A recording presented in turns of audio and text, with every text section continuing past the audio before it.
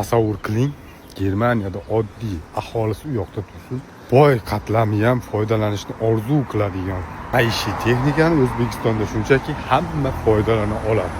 Ya'ni bu konditsioner. Bu uylarda hech birida konditsioner yo'q. Germaniyada hozir 40 gradus issiq bo'lyapti.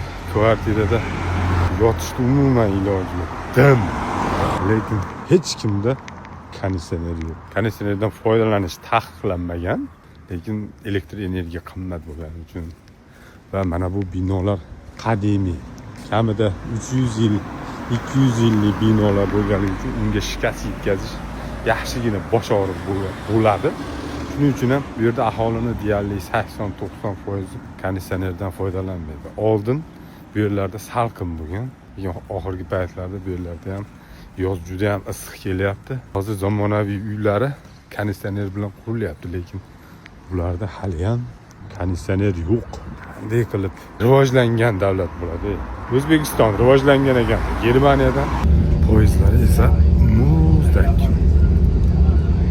Aholi uylarida konditsioner bo'lmagani bilan aholiga xizmat ko'rsatish poyezd, bolnitsalarda, davlat ishxonalarida, umuman xalqqa xizmat ko'rsatadigan joylarda konditsioner mavjud.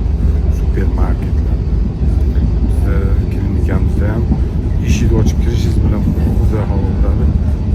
U xodimda yo boshliqda xonasida emas,